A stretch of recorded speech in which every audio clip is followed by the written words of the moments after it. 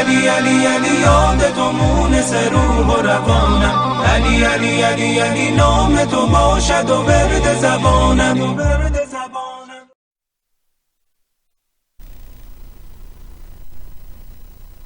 رب اشرح لی صدری ویسر لی امری واحلل عقدۃ من لسانی یفقہوا قولی. معزز ناظرین، السلام علیکم ورحمۃ اللہ وبرکاتہ. سید افرت حسین پروگرام محبان زینب کے ساتھ حاضر خدمت ہیں. آپ سب کی خدمت میں تہنیت اور مبارکباد پیش کرتی ہوں اس عظیم عید اکبر کی برکت جو کہ الحمدللہ آج ہم کو نصیب ہو رہی ہے. 18 ذی الحج ایک عظیم تحفہ اللہ سبحانہ و تعالیٰ نے ہمیں عطا کیا ہے اعلان ولایت کے ذریعے سے.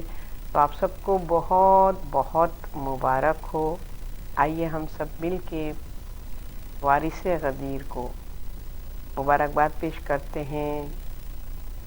کہ معبود برحق اس دن کو ہمارے لیے اتنا بابرکت بنا کہ آج جب ہم دعا کریں کہ اے پالنے والے جلد از جلد اپنی حجت کا ظہور فرما اور دین کو کامیابی سے ہمکنار فرما، تو معبود برحق ہماری ان دعاؤں کو آج کی مخصوص دن کے صدقے میں قبول کر لینا اور وہ دن ہمیں ہماری زندگی میں نصیب ہو کہ وارث ولایت کی ہم زیارت کر سکیں اور ان کے سائے میں ہم زندگی بسر کر سکیں اور ہم کامیابی دیکھیں دین اسلام کی انشاءاللہ عزیز. تو سورہ مائدہ میں اللہ سبحانہ و تعالیٰ نے ہمیں وہ تحفہ عطا کیا ہے کہ جس میں اللہ نے دین کو کمپلیٹ کیا اور اتمام حجت فرمائی ہے. الیوم اکملت لکم دینکم و اتممت علیکم نعمتی و رضیت لکم الاسلام دینا. یہ وہ اعلان تھا، یہ وہ فتح تھی، یہ دین کی وہ کامیابی تھی کہ جس کو اللہ سبحانہ تعالیٰ نے اپنے نبی کی زبان مبارک سے ہم کو یہ خوشخبری دی ہے کہ آج اللہ سبحانہ تعالیٰ نے دین اسلام کو کمپلیٹ کیا، تکمیل کی، نعمتوں کا اتمام کیا اور وہ اس دین سے راضی ہے. اس کا پسندیدہ دین وہی ہے کہ جس پہ ولایت کی مہر ثبت ہے، یعنی عید غدیر جس کے لیے یہ کہا جاتا ہے کہ ایک نبی کے ہاتھوں سے، کون نبی؟ جو امین ہے، جو صادق ہے. اللہ سبحانہ و تعالیٰ نے اپنے دین کو اس امین ہاتھوں سے مولا کائنات کے ہاتھ میں منتقل کیا ہے. کون سا دست مبارک کہ جو ید اللہ کہلاتا ہے، جس نے اس دین کو اپنے ہاتھوں میں محفوظ فرمایا ہے. تو اس امین نبی نے اس دین کو پہنچایا اللہ کی مخلوق کی طرف اور اس دین کو محفوظ فرمایا ہے اپنے ولی مولا کائنات حضرت علی مرتضیٰ علیہ السلام کے سپردگی میں ان کے حوالے کر کے. تو ہم جتنا شکر ادا کریں کم ہے. الحمدللہ ہم غدیری ہیں اور ہمارے اندر معرفت غدیر، اہمیت غدیر ہے کہ جس موقع پر ہمارے نبی محمد مصطفیٰ صلی اللہ علیہ وآلہ وسلم نے ایک ایسا عظیم اعلان فرمایا اور جن حالات اور جن سچویشن میں آپ نے ولایت کا اعلان فرمایا ہے، تو اگر ہم دیکھیں تو ہمارے دین اسلام کا جو مزاج ہے اس میں یہ اخلاقیات بتائی جاتی ہے، سکھائی جاتی ہے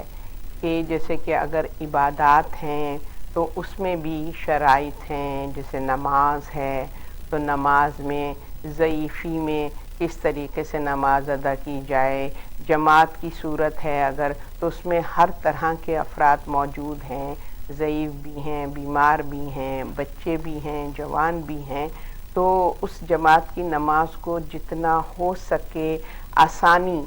اس میں رکھیں تاکہ ہر اسٹیج کے لوگ جو ہیں وہ خوشی کے ساتھ اس نماز کو ادا کریں، یعنی کہ اس جماعت نماز کو جو ہے وہ مختصر طریقے سے ادا کی جائے تاکہ کسی کو زحمت نہ ہو۔ پھر روزے کو ہم دیکھیں اس میں بھی شرائط ہمیں ملتے ہیں کہ کیا کیا سچویشن میں کس طریقے سے کیا کیا جو فلیکسیبلٹی ہے وہ ہمیں ملتی ہے، اور اس کے علاوہ اور جو فروع دین ہیں۔ مگر ہم دیکھتے ہیں کہ جب اعلان غدیر ہوتا ہے تو وہاں پر ہر ایج گروپ موجود ہے، ہر کوئی اس میں موجود ہے، اور بہت ہی لمبا سفر کر کے جو ہے وہ اپنے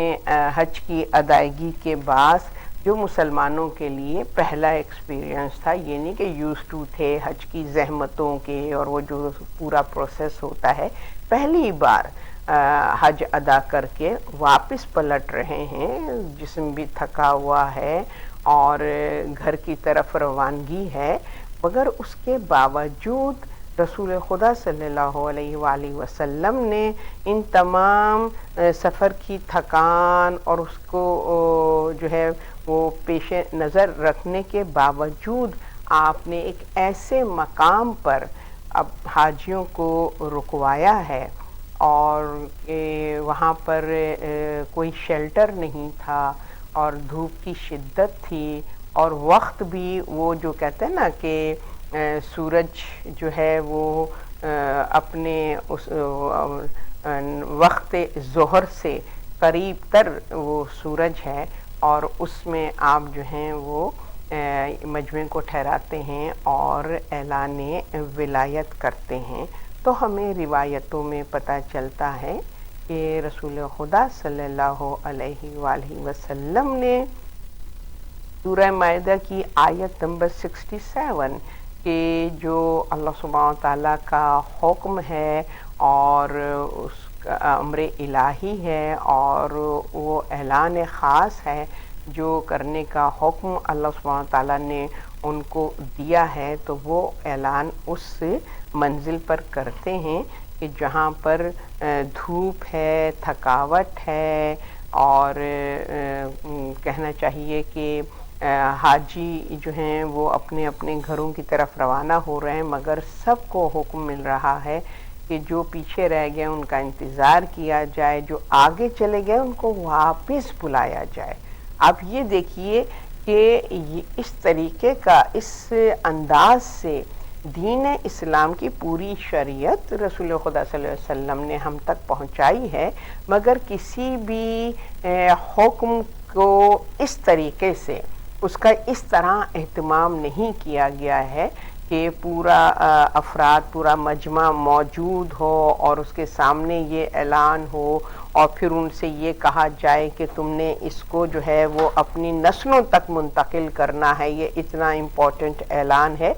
تو یہ ایک یونیک طریقہ ہمیں نظر آتا ہے کہ جس سے اندازہ ہوتا ہے کہ جس طرح سے اہتمام کیا گیا ہے اس سے اندازہ ہوتا ہے کہ یہ اعلان کتنا امپورٹنٹ ہے۔ اور اس سورہ مائدہ کی یہ آیت بھی کہ جو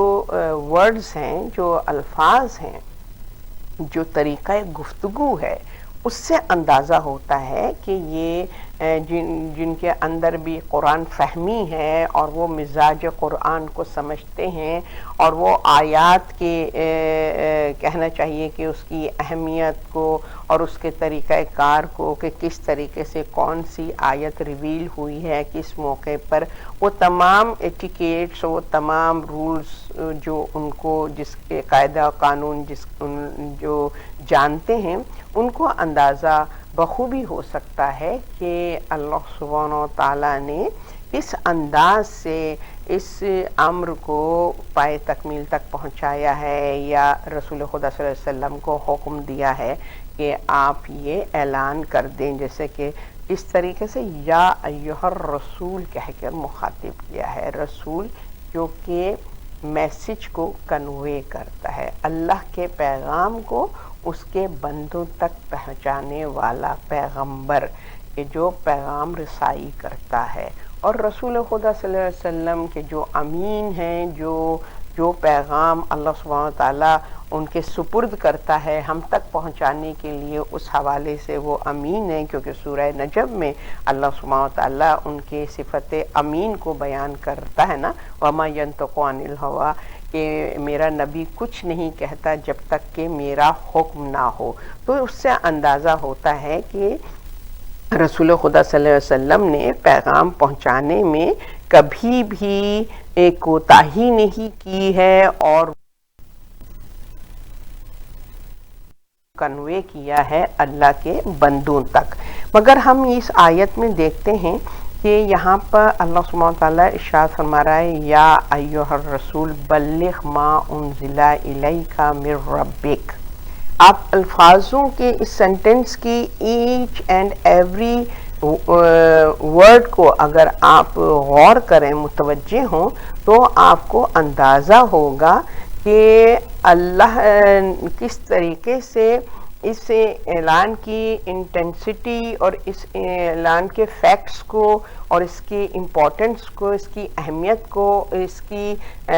صدق و صفا کو اپنی ہی گفتگو میں بیان فرما رہا ہے کہ اے نبی وہ پیغام پہنچا دیجئے جو آپ کے رب کی طرف سے آیا ہے۔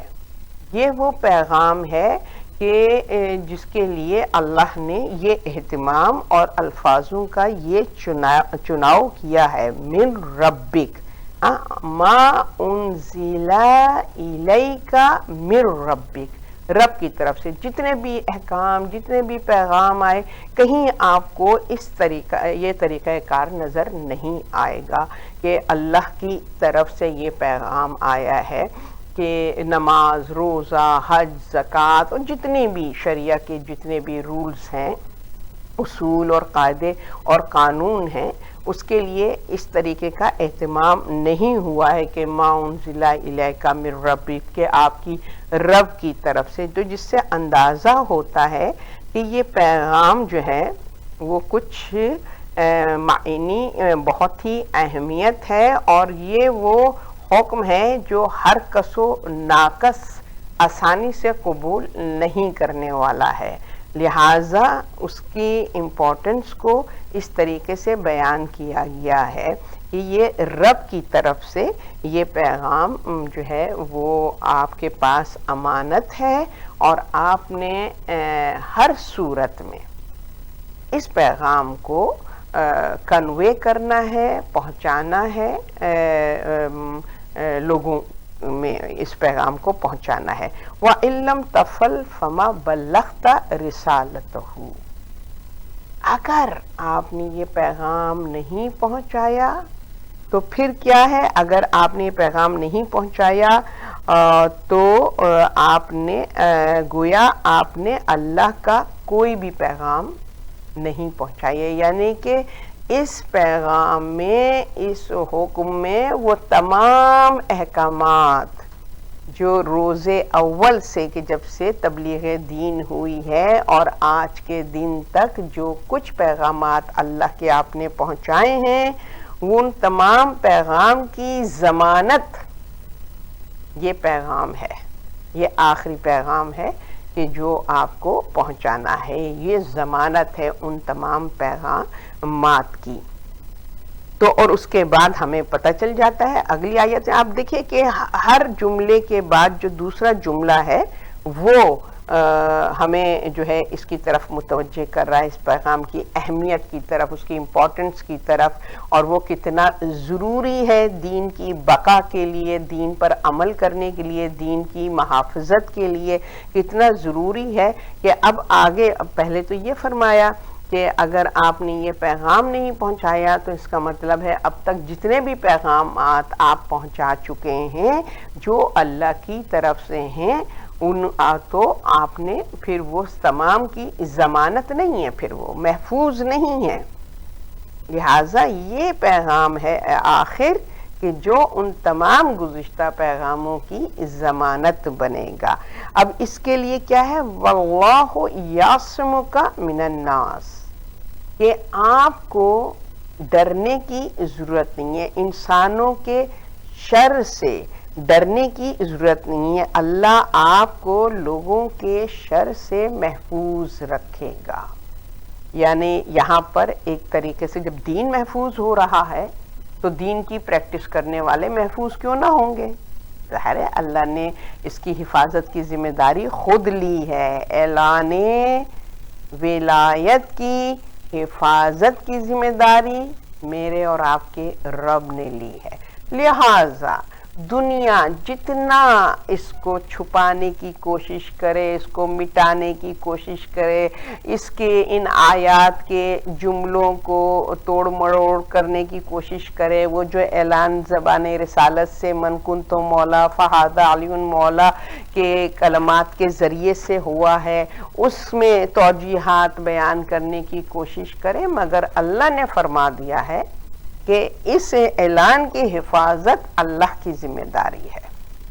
اللہ ہے جو ان شر پسندوں سے آپ کو محفوظ رکھے گا، تمام شر پسند ہوں گے. اور پھر ارشاد فرماتا ہے ان اللہ لا یہدی قوم الکافرین. کیا مطلب ہوا؟ بے شک اللہ کافروں کی ہدایت نہیں کرتا. یعنی کیا مطلب ہے؟ یعنی جو حق کی راہ سے اپنا منہ موڑ لے تو پھر اللہ اس پر جبر نہیں کرتا ہے، زور زبردستی نہیں کرتا ہے. یہ اس میننگ میں ہے. یہ نہیں ہے کہ اللہ جو ہے وہ ان کی ہدایت نہیں کرتا ہے تو یہاں پر ہو جائے کہ بھی اللہ تو نے تو ہماری ہدایت ہی نہیں کی تو پھر ہم کیسے حق کو پر عمل کرتے یا حق پر زندگی بسر کرتے، تو نے تو کہہ دیا کہ ہدایت نہیں.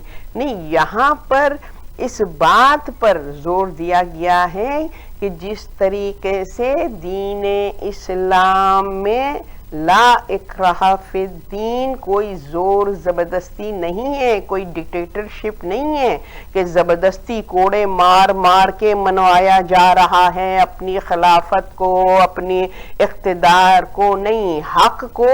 زور زبردستی کی ضرورت نہیں پڑتی ہے. حق تو اپنی جگہ عیاں ہے، وہ محتاج نہیں ہے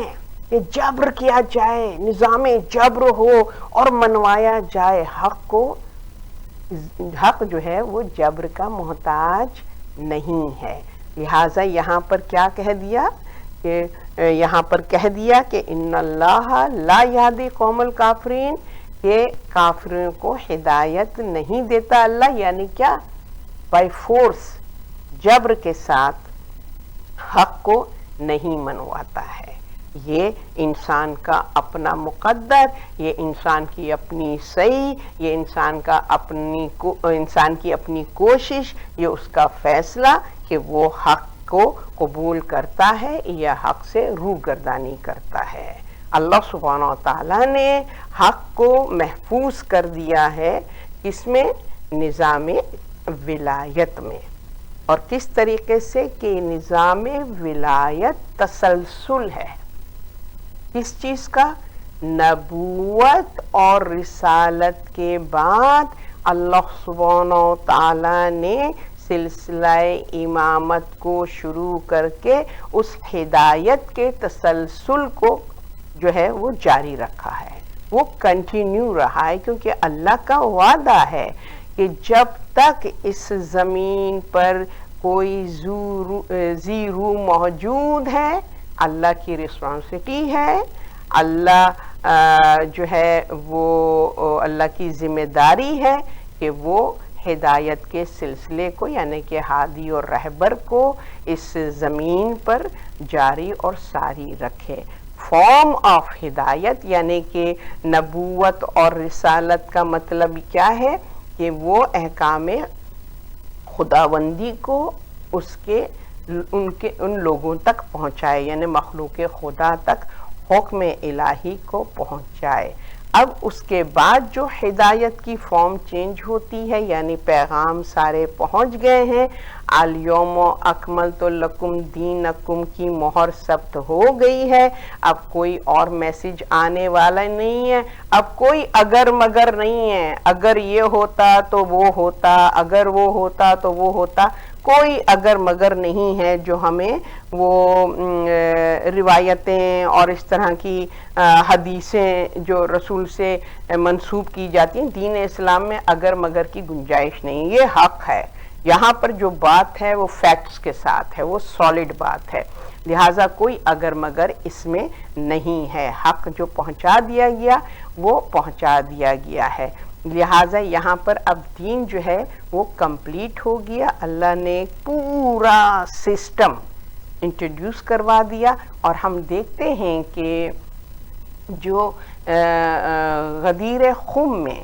جو اعلان ولایت ہوا ہے، تو اس حوالے سے جو ہم خطبہ دیکھتے ہیں، رسول خدا صلی اللہ علیہ وآلہ وسلم نے روز اول سے جب سے ان کو یہ رسپانسبلٹی ملی ہے کہ یہ حکم ملا ہے کہ اب آپ تبلیغ دین شروع کیجئے، تو تب سے رسول خدا صلی اللہ علیہ وآلہ وسلم نے جتنے بھی خطبات دیے ہیں، ہمیں روایتوں میں ملتا ہے کہ غدیر خم کا خطبہ، اس میں جو اللہ کے نبی نے توحید پر انفسائز کیا ہے، توحید کو بیان کیا ہے، اتنی ڈیٹیل میں توحید کو بیان کیا ہے کہ اس سے پہلے کے خطبات میں اس طریقے سے شارٹ فارم میں توحید کو ایکسپلین کیا ہے، مگر اس طرح کمپریہنسو وے میں جو توحید کو بیان کیا ہے وہ خطبہ غدیر میں ہے۔ لہٰذا اگر ہم چاہتے ہیں کہ ہماری جو عقیدہ توحید ہے وہ مضبوط ہو، اسٹرانگ ہو، تو اس کے لیے ہمیں خطبہ غدیری کو اپنی تعقیبات یا اپنے وظائف کا حصہ بنانا چاہیے، کہ ہمیں ایوری ڈے ضرورت ہے کہ ہمارے اندر وہ معرفت توحید پیدا ہو۔ پھر ہم دیکھتے ہیں کہ ظاہر ہے کہ جو ہمارے علماء بھی جس طریقے سے جو طریقہ سیلیبریٹ کرنے کا ہونا چاہیے، غدیر کو یہ عید اکبر ہے، یہ عید تکمیل دین ہے، یہ عید ولایت ہے، تو جس طریقے سے ہمیں سیلیبریٹ کرنا چاہیے، تو اس میں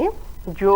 سب سے امپورٹنٹ چیز یہ ہے کہ ہمیں خطبہ غدیر کو اپنے گھروں میں اپنی فیملی کے ساتھ پڑھنا چاہیے اور اس پر گفتگو کرنی چاہیے۔ یہ بہترین عمل ہے، عید غدیر کو سیلیبریٹ کرنے کا بہترین میننگ فل جو ہمارا سیلیبریٹ کرنے کا جو طریقہ ہے، اس میں یہ ہے کہ ہمیں اپنے بچوں کے ساتھ خطبہ غدیری کو شیئر کرنا ہے اور اس کو ایکسپلین کرنا ہے، اس کو بیان کرنا ہے، تاکہ ہمارے بچوں کے اندر خطبہ غدیری میں کیا پیغامات ہیں؟ توحید رب اللہ سبحانہ وتعالیٰ کی توحید کے حوالے سے ہمیں بہترین گفتگو زبان رسالت سے ملتی ہے۔ پھر اس کے بعد قرآن کی امپورٹنس، قرآن کی اہمیت اور افادیت اور اس کی فضیلت اور اس کے اثرات جو انسان کے وجود، فکر و ذہن اور کہنا چاہیے اس کے اعمال پہ جو اثر ہوتا ہے قرآن کا، وہ اس خطبے میں آپ کو قرآن کی اہمیت کے حوالے سے، اس کی فضیلت کے حوالے سے آپ کو اس میں جو ہے وہ اس کی رہنمائی ملے گی۔ پھر رسالت کے حوالے سے رسول خدا صلی اللہ علیہ وسلم کا کیا مرتبہ اور مقام ہے نگاہ قدرت میں، اور کس طریقے سے انہوں نے اپنے اس فرائض کو، اپنی اس ڈیوٹی کو، پروفٹ ہوڈ کی جو ایک رسپانسبلٹی تھی، اس کو کس طریقے سے آپ نے بہترین وے میں، بہترین طریقے سے آپ نے جو ہے اس کو کہنا چاہیے ادا کیا ہے، اپنی رسالت اور نبوت کو بہترین طریقے سے ادا کیا ہے، اور پھر اس کے بعد اس خطبے میں مولا کائنات کے حوالے سے جو ہم کو گفتگو ملتی ہے رسول خدا صلی اللہ علیہ وسلم کی، کہ جو قرآن کی روشنی میں ہے. ساری گفتگو میں جو ریفرنسز ہیں وہ کسی حدیث کے نہیں ہیں، وہ قرآن کے ریفرنسز ہیں، اللہ کے کلام کے ریفرنسز ہے، کہ جس کے ذریعے سے مولا علی کی شان کو، ان کے مرتبے اور مقام کو رسول خدا صلی اللہ علیہ وسلم نے اپنے اس خطبہ غدیر میں بیان فرمایا ہے. اینڈ ٹورڈز اینڈ آپ نے ان تمام غدیریوں کو، ان تمام کلمہ پڑھنے والوں کو اس غدیر کی اہمیت اور افادیت کے حوالے سے اویئر کیا ہے، اور جو ڈیوٹیز ہیں کلمہ گو مسلمانوں کی، بالخصوص مومنین کی، ان کو ان کی ڈیوٹیز کی طرف متوجہ کیا. میں کہتی ہوں اتنا بہترین کمپریہنسو خطبہ کہ جو ہمارے لیے بہت زیادہ معاون و مددگار ہے اپنے کریکٹر بلڈنگ کے لیے، اپنے فکری اور عملی کہنا چاہیے کہ مرتبے اور حیثیت کو امپروو کرنے کے لیے بہترین خطبہ ہے، کہ جو ہماری رہنمائی کر سکتا ہے کہ ہمارے کیا فرائض ہیں.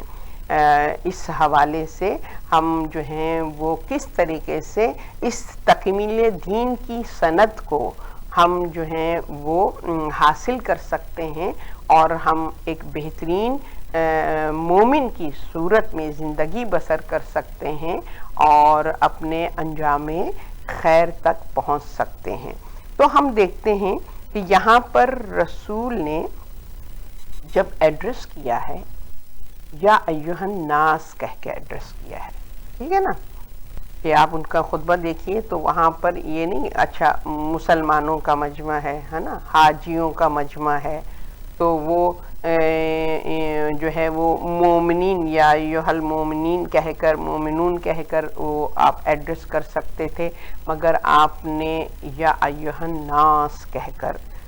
جو ہے وہ اپنے خطبے کا آغاز کیا ہے، یعنی پوری انسانیت کو ایڈریس کیا ہے، جس سے اندازہ ہوتا ہے کہ اعلان ولایت کا احاطہ کتنی وسعت رکھتا ہے، کتنا کہنا چاہیے کہ کتنا وسیع ہے، کہ پوری یعنی کہ پوری مخلوقات عالم اس کے احاطے میں آتی ہے. تو اور انسان کو چونکہ انسانی مجمع میں خطاب کیا ہے، تو لہٰذا ان کے ساتھ رسول خدا نے یا ایھا الناس کہہ کے ایڈریس کیا ہے. یہ اور بات ہے کہ ہمیں روایتوں میں معصومین سے ملتا ہے کہ کیا انسان اس ایونٹ کو، عید غدیر کو سیلیبریٹ کرے گا، غدیر کو ڈسکس کرے گا، کہ جو عالم عرش پر اہل عرش جس طریقے سے عید غدیر کو امپورٹنس دیتے ہیں، اس کو بیان کرتے ہیں، اس کو سیلیبریٹ کرتے ہیں، جو وہ خوشیاں مناتے ہیں، جو وہ ذکر کرتے ہیں، کوئی کمپیریزن نہیں ہے زمین والوں سے، جس طرح اہل عرش والے اس عید کے غدیر کو سیلیبریٹ کرتے ہیں. تو جس سے ہمیں اندازہ ہوتا ہے کہ یہ کتنی امپورٹنٹ عید ہے، کہ جس میں ہمارا دین محفوظ ہوا ہے. اگر ہمارے اندر اس کی معرفت نہیں ہے، اگر ہمارے اندر اس کی انڈرسٹینڈنگ نہیں ہے، وچ مینس کہ ہمارے دین میں خامی ہے، کمی ہے، وہ ابھی اکمل کی طرف، تکمیل کی طرف جو ہے وہ نہیں پہنچا ہے. لہٰذا ہر مسلمان کو چاہیے کہ غدیر کی اہمیت اور اعلان ولایت کی امپورٹنس کو سمجھے، اگر وہ چاہتا ہے کہ اس کا انجام بخیر ہو اور اس کا دین جو ہے وہ دنیا میں بھی محفوظ رہے اور آخرت میں بھی محفوظ رہے. دوسری چیز جو ہم اس پر جو پوائنٹ میں آپ کے ساتھ مزید ڈسکس کرنا چاہوں گی کہ اگر ہم دیکھیں تو ہماری زندگی کا جو مقصد ہے، جو پرپز آف کریشن ہے، جو کس مقصد کے لیے اللہ نے ہم کو خلق کیا ہے، تو ہم دیکھتے ہیں کہ سورہ اعراف کی آیت نمبر 172 میں اللہ سبحانہ و تعالیٰ جب ہمیں خلق کرتا ہے، یعنی کہ ہم عالم ارواح میں ہم جب وجود میں ہم جب آتے ہیں، یعنی کہ ہمیں جب عالم ارواح میں اللہ نے روح کو خلق کیا ہے، ہماری روحوں کو خلق کیا ہے، تو اس نے ہم سے سوال کیا الست بربکم، کیا میں تمہارا رب ہوں؟ تو ہم نے عالم ارواح میں جو قرآن جس کی ہمیں توجہ ہمیں متوجہ کر رہا ہے کہ اللہ نے جب ہمیں عالم ارواح میں خلق کیا تو اس نے ہم سے سوال کیا کہ کیا میں تمہارا رب ہوں؟ تو ہم نے اس منزل پر کہا بلا، بے شک آپ ہمارے رب ہیں، یعنی ہمارے کریٹر ہیں، اور ہمارے کہنا چاہیے کہ پرووائڈر ہیں، ہمارے رب ہیں، آپ کے یعنی آپ اللہ کی قدرت کو ہم نے جو ہے اس کا اقرار کیا ہے عالم ارواح میں۔ اور اس کے بعد ہم دیکھتے ہیں کہ سورہ احزاب میں اللہ سبحانہ و تعالیٰ جو ہے وہ ہمارے نبی جو اللہ کے پیغمبر اور اللہ کے بھیجے ہوئے نبی اور رسول ہیں، ان کے حوالے سے اللہ سبحانہ و تعالیٰ جو ہے وہ سورہ احزاب میں بیان کرتا ہے کہ النبی اولیٰ بالمؤمنین من انفسہم، کہ بے شک نبی تمام مومنین سے ان کے نفس پر ان کے تصرف رکھتا ہے۔ تو اسی طریقے سے اللہ نے جو ہے وہ پہلے اپنے اختیار کی بات کی کہ اللہ خالق کائنات ہے، ہمارا رب ہے، اس کے دست قدرت میں سب کچھ ہے، تمام اختیارات کا مالک وہ کل مالک ہے، اور پہلے اس نے اپنی پاور، اپنی طاقت اور اپنی قدرت کے حوالے سے ہمیں جو ہے وہ متوجہ کیا ہے اور ریئلائز کرایا، اور ہم نے ایڈمٹ کیا ہے کہ اللہ سبحانہ و تعالیٰ اللہ کل شیء قدیر ہے، اس کے دست قدرت میں سب کچھ ہے۔ پھر اس کے بعد اس نے اپنے نمائندے، اپنے میسنجر نبی محمد مصطفیٰ صلی اللہ علیہ وسلم کے حوالے سے جو ہے وہ بیان کیا ہے کہ النبی اولیٰ بالمؤمنین من انفسہم، کہ جو نبی ہے محمد مصطفیٰ صلی اللہ علیہ وسلم جو ہیں ان کا تمام انسانوں کے نفوس پر ان کا جو ہے وہ تصرف ہے، اختیار ہے، مومنین بلیورز کے نفوس پر نبی صلی اللہ علیہ وسلم کا اختیار ہے، کیونکہ جب انسان کلمہ توحید پڑھتا ہے لا الہ الا اللہ اور پھر اقرار کرتا ہے رسالت کا محمد رسول اللہ، تو اس کا مطلب کیا ہے کہ کلمہ توحید کا پہلا پورشن، پہلا پارٹ ہے کہ جس میں ہم اس بات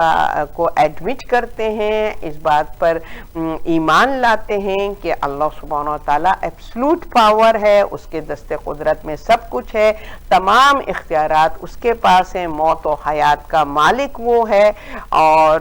ہر چیز کا مالک ذات رب العزت ہے، ٹھیک ہے نا۔ اور پھر اس کے بعد جب ہم کہتے ہیں محمد رسول اللہ، کہ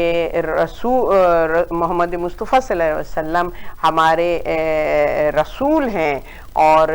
اس میں جب ہم اس کا اقرار کرتے ہیں وچ مینس کہ ہم یہ کلمہ توحید اور کلمہ شہادہ یہ ہم جو اپنی زبان سے جاری کرتے ہیں، یعنی اپنی سپردگی کا اعلان کرتے ہیں کہ ہم نے اپنے آپ کو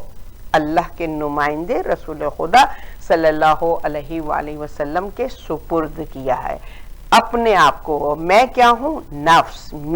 یہ میں نے اپنے نفس کو اپنے نبی کے سپرد کر دیا ہے، ٹھیک ہے نا. یہ بات یاد رکھیے گا کہ اس سورہ احزاب کی آیت کا یہ معنی اور مطالب ہے کہ ہم نے کلمہ پڑھ کے اپنی سے کو اپنے نبی کے، اللہ کے نمائندے اپنے نبی کے سپرد کر دیا ہے. اب ہمارے نفوس پر ہمارے نبی کا اختیار ہے، وچ مینس کہ وہ جو آرڈر اللہ کی منشا اور رضا کے مطابق ہم کو دیتے ہیں، کیونکہ وما ينطق عن الهوى، وہ کچھ نہیں کہتے جب تک اللہ کی مرضی شامل حال ہو، یعنی اللہ کا حکم نہ ہو. اللہ کے حکم کے بغیر ہمارا نبی کچھ نہیں بولتا ہے. تو وہ جو آرڈر اللہ کے کنوے کرتے ہیں ان آرڈرز کو اوبے کرنا ہمارے اوپر واجب ہے، واجب قربتاً اللہ، ہم پر واجب ہے. اور ہم ہر حکم کو اس وقت اوبے کریں گے جب ہمارا نفس ہمارے اختیار میں نہیں بلکہ ہمارے نبی کے اختیار میں ہوگا. تو ہر امر میں، ہر حکم پر ہم سر تسلیم خم کر دیں گے. ٹھیک ہے نا. جب ہم نے کلمہ پڑھا یہاں تک میری چوائس ہے، یہاں تک میرا ارادہ ہے، یہاں تک میرے پاس آپشن ہے کہ میں جو ہوں یہ کمٹمنٹ کرتی ہوں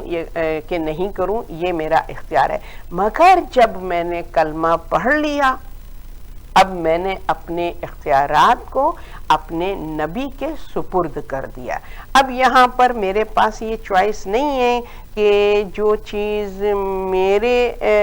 فائدے کی نہیں ہے یا میں جس کو سمجھتی ہوں کہ یہ تو ہو نہیں سکتا کہ حکم رب و حکم رسول ہو اور وہ میرے فائدے میں نہ ہو، مگر جو میری کم عقلی اگر اپنے اس امر میں اپنا فائدہ نہیں دیکھ رہی ہے تو پھر میں یوں کہوں کہ اچھا نہیں یہ بات تو میں مان لوں گی، یہ بات تو میں مان لوں گی، نماز بھی پڑھ لیں گے، روزہ بھی پڑھ لیں گے، مگر یہ ہے کہ ولایت کا ماننا ہمارے لیے جو ہے وہ مشکل ہے. وہ ہم جو ہیں وہ اس حوالے سے ہم جو ہیں وہ اپنی جان چھڑانا چاہتے ہیں. تو یہاں پر یہ گنجائش نہیں ہے. یہ بات میں آپ کو اس خطبے کی ہی ریفرنس سے بتاؤں کہ جب رسول خدا صلی اللہ علیہ وآلہ وسلم نے اعلان ولایت کیا ہے تو انہوں نے تجدید عہد لیا ہے ان مومنین سے، ان مسلمانوں سے، اس مجمع سے جس کو وہ ایڈریس کر رہے تھے، بلکہ قیامت تک کے آنے والے بلیور سے کو ایڈریس کیا رسول خدا صلی اللہ علیہ وسلم نے. تو جب انہوں نے خطبہ دیا ہے غدیر کا اور توحید کو بیان کیا اور اس کے بعد قرآن کی عظمت کو بیان کیا، پھر نبوت کی عظمت کو بیان کیا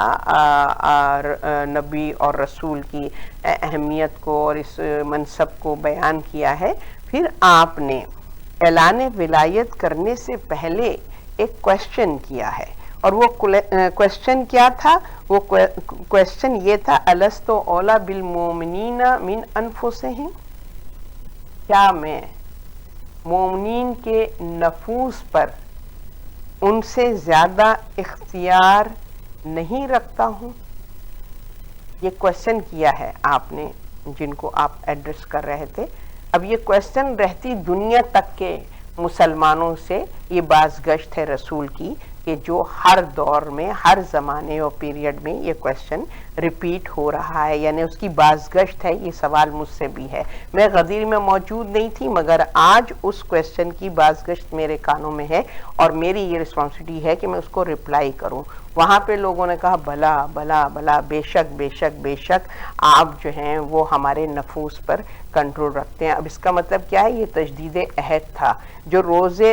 ازل عالم ارواح میں ہم نے رسول سے کہا تھا کہ تو میرا رب ہے، اور پھر اس کے بعد ہم نے جو ہے جب قرآن پڑھا اور قرآن میں اللہ سبحانہ تعالیٰ نے سورہ احزاب میں رسول کی اہمیت کو بتایا کہ مومنین کے نفوس پر رسول کا اختیار ہے. تو یہ عہد ہم جو ہیں وہ کرتے چلے آئے ہیں اور ہم نے پھر جو ہے وہ، اور یہ روایتوں میں ہمیں ملتا ہے کہ جب عالم ارواح میں اللہ سبحانہ و تعالیٰ نے اپنے رب ہونے کا اعلان کیا، مطلب کہ تعارف کروایا اور ہم سے اقرار لیا، وہیں پر رسول کی رسالت کا بھی اقرار لیا، وہیں پہ مولا کائنات کی ولایت کا بھی اقرار لیا۔ تو غدیر کے موقع پر یہ تجدید عہد تھا جو رسول خدا صلی اللہ علیہ وسلم نے اپنے خطبے میں دوبارہ اس کی تجدید کی ہے، اور وہاں پہ لوگوں نے اقرار کیا کہ بے شک آپ ہمارے نفوس پر ہم سے زیادہ تصرف، یعنی ہم سے زیادہ کنٹرول، ہم سے زیادہ اختیار، ہم سے زیادہ جو ہے وہ آپ جو ہیں وہ اس کے مالک و مختار ہیں۔ تو جب آپ نے یہ لوگوں کی زبانوں سے یہ اقرار دوبارہ کروا لیا، پھر آپ نے وہ اعلان غدیر کیا، اعلان ولایت کیا کہ من کنتو مولا فہذا علی مولا، کہ جس کا میں مولا اس کے علی مولا۔ اب یہاں بات اختیار کی آ رہی ہے نا، پہلے اختیار نفوس پہ تمہارے میرا اختیار ہے کہ نہیں، یعنی میں مالک ہوں تمہارے نفوس کا کہ نہیں، تو وہاں پر جو ہے وہ وہاں پر انہوں نے جو ہے وہ اس کا اقرار کروایا ہے۔ تو اب یہاں پر جو ہے وہ مولا کیا ہے، حاکم کے معنی میں ہے نا، کہ جو ہمارے اوپر ہمارا حاکم ہو، ٹھیک ہے نا، اس کے معنی میں ہے۔ تو نبی نے وہاں پر نفوس کا حاکم، ہمارے نفوس کے حاکم ہمارے نبی ہیں، تو نبی نے کہا من کنتو مولا، جس کا میں مولا، مالک، آقا، اس کے علی مالک اور آقا ہیں۔ یہ ہیں اس جملے کے میننگز کہ ہم کو جو ہے وہ غدیر کے موقع پر ہمیں مولا علی کی ولایت کو ایکسیپٹ کرنا تھا، اور یہ آخری اقرار تھا جو غدیر کے موقع پہ ہوا۔ یہ تجدید عہد ہے، یاد رکھیے گا، یہ پہلی بار ہم سے یہ اقرار نہیں کروایا، عالم ارواح میں سب نے اقرار کیا تھا، عالم ارواح میں سب نے اقرار کیا تھا۔ تو یہاں پہ تجدید عہد ہے کہ جو غدیر کے موقع پر ہوا۔ اب ہم الحمدللہ، جیسے کہ ہمارا موضوع بھی آج کا جو ہمارے گفتگو کا جو ٹاپک ہے وہ یہی ہے کہ الحمدللہ ہم غدیری ہیں۔ اب جب یہ جملہ ہم اپنی زبان سے جاری کرتے ہیں،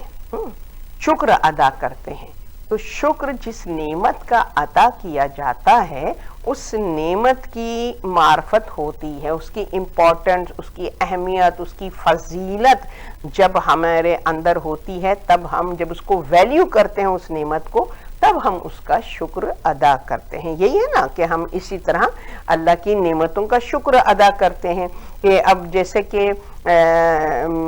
فار ایگزامپل کہ جب ہم اس کو محسوس کریں، اب یہ سانس ہے میری آ جا رہی ہے، یہ بغیر میری محنت کے یہ سانس جو ہے وہ آ جا رہی ہے، مگر اگر کہیں بھی میرا ہے نا تھروٹ خراب ہو جائے یا میری سانس رکنے لگے، تو پھر مجھے اس کی امپورٹنس کا اندازہ ہوتا ہے، اہمیت کا اندازہ ہوتا ہے کہ یہ اللہ کی کتنی بڑی نعمت ہے۔ یہ سانس کا آنا جانا، یہ دل کا دھڑکنا، یہ آنکھوں کا چپکنا، یعنی کہ پورے اعضاء و جوارح کی حرکت میں اگر کوئی خلل پڑ جاتا ہے تب ہم کو اس کی قدر ہوتی ہے، اس کی اہمیت کا اندازہ ہوتا ہے، ہم اس کو ویلیو کرتے ہیں۔ یعنی ویلیو کرنا، اس کو اس کی اہمیت کو سمجھنا، یہ اظہار تشکر ہے، یہ اللہ کا شکر ادا کرنا ہے کہ الحمدللہ اللہ تیرا شکر ہے کہ تو نے ہمیں اس نعمت سے نوازا ہے۔ تو ہم جو ہیں اگر ہم کہتے ہیں کہ الحمدللہ ہم غدیری ہیں، تو پھر اس غدیری ہونے کو ہم کتنا ویلیو کرتے ہیں، اس کی کیا اہمیت ہمارے اندر ہے، کہ شاعر نے کیا خوب کہا ہے کہ چاروں طرف یہ شور مچا ہے، غدیر میں کعبے میں در بنا تھا، کھلا ہے غدیر میں۔ کعبے میں جو در بنا تھا وہ مولا کائنات کے مادر گرامی کے انٹرنس کے لیے مخصوص اللہ نے اہتمام کیا تھا، یعنی اللہ کے گھر میں وہ تشریف لے گئی تھیں، اور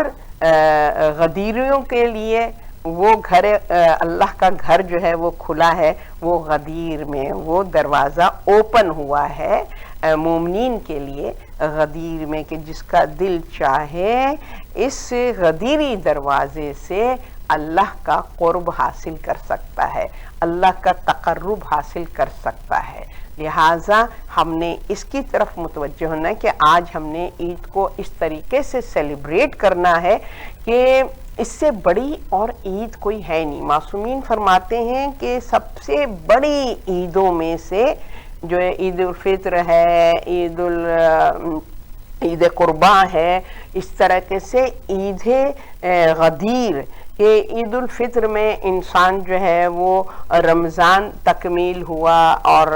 ہم نے عبادات کی اور اپنی کوشش کی کہ اپنے اندر تقوی پیدا کریں، تو اللہ سبحانہ تعالیٰ نے ہمیں عید الفطر کی صورت میں وہ خوشخبری دی۔ اور اس کے بعد عید قرباں ہے، عید قرباں میں بھی یہ ہے کہ ہم اپنی مال کی قربانی دیں اور اس فلسفی قربانی کی فلسفی کو سمجھیں کہ جو حضرت ابراہیم نے جو قربانی پیش کی ہے اس کی کیا فلسفی ہے، اس کو ہم محسوس کریں، تو وہاں پہ قربانی کا جو جذبہ ہمارے اندر پیدا ہوتا ہے اس حوالے سے وہاں پر وہ عید سیلیبریٹ کرتے ہیں۔ عید غدیر جو ہے وہ دین کی تکمیل، آپ بتائیے کہ دین کی تکمیل سے زیادہ بڑی عید اور کیا ہوگی؟ دین کی تکمیل ہوگی تبھی تو عید الفطر کا بھی مزہ ہے، دین کی تکمیل ہوگی تبھی تو عید قربان کا بھی مزہ ہے کہ نہیں؟ یہ جو بہت ہی امپورٹنٹ عید اکبر ہے کہ جس کو ہم اس طریقے سے سیلیبریٹ کریں، اس طریقے سے منائیں، اپنے گھر میں ہر جو لوگوں کی جو بھی توجہ کا مرکز جو چیز بنتی ہے نا، وہ تمام ریسورسز کو ہم نے اس عید میں اس کو استعمال کرنا ہے۔ فار ایگزامپل کہ لوگ کھانے کے شوقین ہیں تو عید غدیر میں اہتمام کریں، دعوت کا اندازہ نہیں ہے کہ اس عید غدیر کا ٹائنی لٹل ایکٹ، کوئی بھی نیکی، وہ کتنے ٹائمز ملٹیپلائی ہو کر ہم کو جو ہے اس کا اجر و ثواب ملے گا، نہ فقط اس دنیا میں بلکہ آخرت میں بھی، بلکہ آخرت میں تو اور زیادہ اس کا اجر و ثواب ملے گا کہ ہم تصور بھی نہیں کر سکتے ہیں کہ عید غدیر کو اسلامک وے میں سیلیبریٹ کرنے کا کیا اجر و ثواب ہے۔ تو اس میں ہمیں ہدایت کی جاتی ہے کہ آپ جو ہیں وہ دسترخوان اپنے گھر میں سجائیں اور میک شور کریں کہ آپ اپنے لو ونس کو، اپنے چاہنے والوں کو انوائٹ کریں اور ان کے ساتھ ایک دوسرے کے ساتھ اس خوشی کو جو ہے سیلیبریٹ کریں، اور نیکی اس طریقے سے کریں کہ جو نیڈی پیپل ہیں ان کی مدد کریں۔ عید غدیر کے دن میں کہہ رہی ہوں نا کہ آج کے دن مائنر لٹل صدقہ بھی اگر ہم دیتے ہیں تو وہ کئی گنا ملٹیپلائی، اب نمبرز میں آپ اس کو نہیں کنورٹ کر سکتے کہ کتنا زیادہ ملٹیپلائی ہو کر وہ ایک چھوٹا سا جسچر ہمارا جو ہے وہ اجر و ثواب کا باعث بنتا ہے کہ آپ کے چہرے پر اس دن مسکراہٹ ہو، آپ ہر ایک کے ساتھ احسن طریقے سے بات کریں، آپ کے چہرے کی خوشی، لوگوں کے اندر جو مایوسی، نا امیدی اور پریشانیاں ہیں، آپ کے چہرے کی خوشی جو ہے اس کے اندر اتنی پاور ہوگی۔ عید غدیر میں جو سیلیبریشن ہمارے ہوتی ہے اور جو واقعے میں جب وہ کہتا ہے نا کہ یہاں سے جب خوشی ہوتی ہے تو وہ چہرے پر جس طرح آیا ہوتی ہے اس کا امپیکٹ اتنا پاورفل ہوتا ہے کہ ان تمام محروم اور جو لوگ بہت زیادہ ڈاؤن ہیں ان کو جو ہے وہ پازیٹیوٹی اس سے ملتی ہے۔ تو یہ ہے، اور پھر لباس، اپنا اچھا لباس پہنے اور نیا لباس پہنے اور جو وہ لباس زیب تن کریں، تو اس دعا کے ساتھ لباس زیب تن کریں گے، معبود برحق جس طریقے سے میں نے اس مادہ جسم پر یہ مادہ میٹیریل کا نیا ڈریس پہنا ہے، اسی طریقے سے میری روح کے جسم کو بھی तक़वे के लिबास से मुनव्वर कर दे, तो वो आप कनेक्ट करें अपने आप को उन चीज़ों से। तो इस तरीके से सेलिब्रेट करें। आपको मालूम है ईद गदीर के जो आमाल हैं, जो रोज़ा है ईद गदीर का और जो इबादात हैं वो सोने पर सुहागा हैं, वो हमारी ईद को चार चांद लगाती हैं। तो कहने का मतलब ये है कि ईद गदीर को भरपूर तरीके से हमने सेलिब्रेट करना है, भरपूर तरीके से, और जवाब देना है अपनी भरपूर खुशी मनाते हुए उन लोगों का कि जिन्होंने ईद गदीर को अहमियत नहीं दी, ऐलान गदीर को छुपाने की कोशिश की। हमारा रुआ इस सेलिब्रेशन के ज़रिए से ऐलान करें ईद गदीर का, उस ऐलान विलायत का ऐलान करें। तो इंशाल्लाह हम अपनी तरफ से पूरी कोशिश हमें करनी चाहिए कि हमें किस तरीके से इस ईद को सेलिब्रेट करना है। और जब हम इस ईद को सेलिब्रेट करें ना तो वैल्यू करें। अल्हम्दुलिल्लाह, जैसे मैंने अर्ज़ किया कि शुक्र गुज़ार हो अल्लाह सुब्हानो ताला की, क्योंकि आपको मालूम है कि रसूल खुदा सल्लल्लाहु अलैहि वसल्लम की हदीस को रेफरेंस के तौर पर मौलाए कायनात ने बयान फरमाया और उसको अपने नहजुल बलागा के चैप्टर हिकमत में आपने जो है उसको जो है वो आई थिंक नंबर 45 है, उसको आपने बयान फरमाया। और क्या फरमाया कि अगर मैं मोमिन की नाक पर तलवार से ज़र्ब लगाऊं और लगाऊं कि वो मुझे दुश्मन रखे, तब भी वो मुझसे दुश्मनी नहीं करेगा, मौला अली फरमा रहे हैं। और अगर तमाम मताए दुनिया, तमाम दुनिया की आसाइशें और दौलत काफिर के आगे ढेर कर दूं, यानी कौन कि जो इनकार गदीरी है, गदीरी का जिसने इनकार किया, इनकार करने वाले को काफिर कहते हैं। तो जिसने मैं पूरी दुनिया की दौलत भी उस काफिर के आगे ढेर कर दूं, वो मुझे दोस्त कभी भी दोस्त नहीं रखेगा। अगर मैं चाहूं कि दौलत देख के कि ये मुझसे मोहब्बत करने लगे तो वो कभी भी मुझसे मोहब्बत नहीं करेगा। क्यों? क्योंकि रसूल खुदा सल्लल्लाहु अलैहि वसल्लम ने फरमाया कि ए अली, कोई मोमिन तुमसे दुश्मनी न रखेगा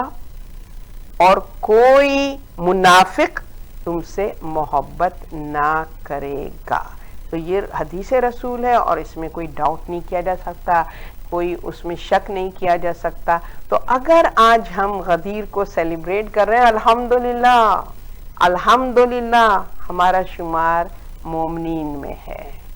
अल्हम्दुलिल्लाह, जितना भी शुक्र अदा करें कम है। हाँ, ये अल्लाह से ज़रूर दुआ करनी चाहिए कि हम जो हैं वो हक अदा कर सकें, गदीरी होने का हक अदा कर सकें। ऐसे सेलिब्रेट करें गदीर को कि जैसे अहले अर्श वाले गदीर को सेलिब्रेट कर रहे हैं। इस तरीके से हमको भी अल्लाह तौफीक दे कि हम जो हैं वो अपने नफ्स को तय्यब व ताहिर रखते हुए गदीर को सेलिब्रेट करें और अपने अंदर वो विल पावर पैदा करें कि हमारे नफ्स के मालिक व मुख्तार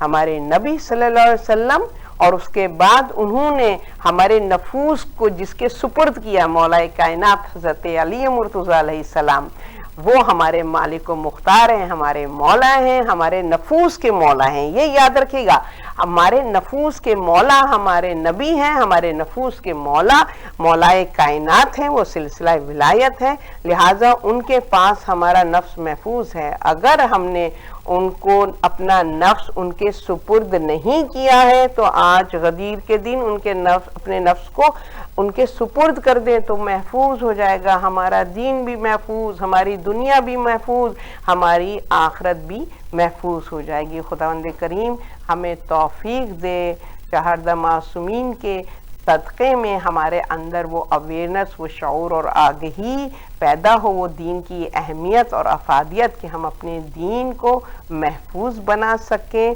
اور اپنے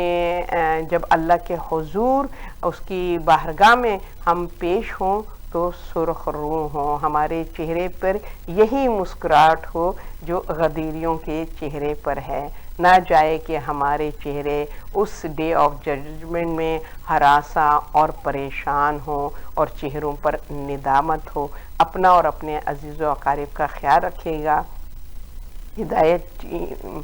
ہدایت ٹی وی اور اس کی انٹائر ٹیم کو اپنی